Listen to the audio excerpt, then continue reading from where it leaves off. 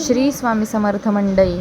तर आज आली होती ते म्हणजे निकिताच्या घरी, म्हणजेच माझी छोटी जाव आहे त्यांच्या घरी गेलेली, म्हणजे तिच्या घरी गेलेली मी.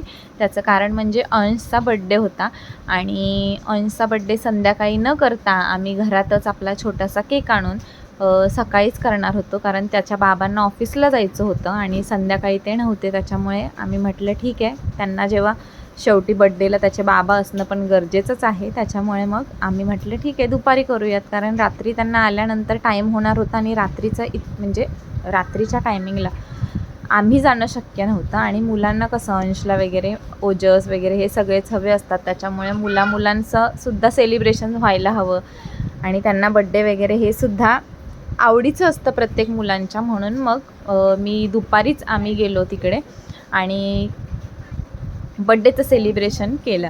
आणि तुम्ही बघू शकता इथे अंशचा बड्डे होता, परंतु ओजसच इतका म्हणजे काय म्हणतात त्याला तयार झाला होता, किंवा त्याला इतका आनंद झालेला की त्याचं असं म्हणणं होतं की माझा बड्डे आहे त्याच्यामुळे मी केक कट करणार आहे. अंशला ह्या सगळ्या गोष्टींचं माहिती नाही आहे, म्हणजे बड्डे वगैरे अजून तरी त्याला इतकं जास्त काही कळत नाही.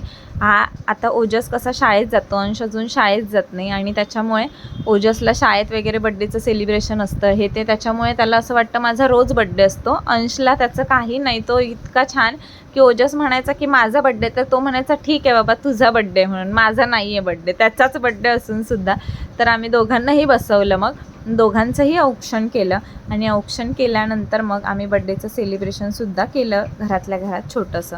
आणि हे ओवीने आणि परीने सुद्धा ओवाळलं.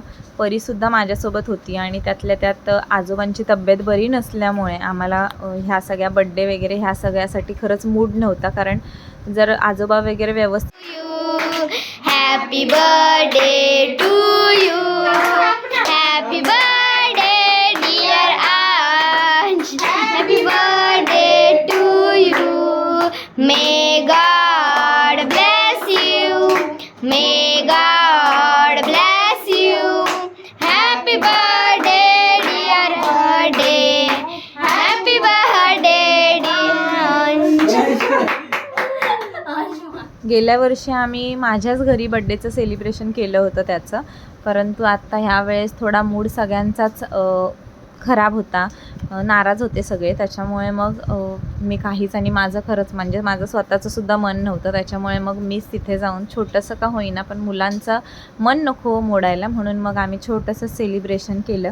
आणि काय म्हणतात त्याला, ओजस तुम्ही बघू शकता कसा हे करतोय ते. आणि अंशला फोटो काढायचे होते आणि हे त्याला जे नवीन कपडे घेतले होते ते इतके मोठे होते अगदी, म्हणजे ते पुढच्या वर्षी त्याला होतील असे होते. पॅन्टसुद्धा खाली येत होती आणि शर्टसुद्धा बसत नव्हता. आम्ही कसं तरी घातलं, त्यानंतर थोडंसं फोटोशूट केलं आणि नंतर निघालो ते म्हणजे घरी, कारण संध्याकाळी गणपतीचं विसर्जन होतं.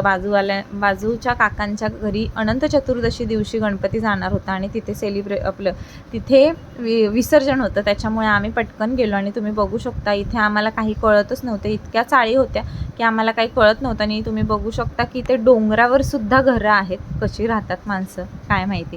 आणि आम्ही महत्त्वाचं म्हणजे गेलो आणि अगदी घरापर्यंत आलो आणि नंतर कळालं की आम्ही चावी विसरलो. मग आम्ही पुन्हा गेलो आणि पुन्हा ओवी आणि मीच गेलो आणि चावी.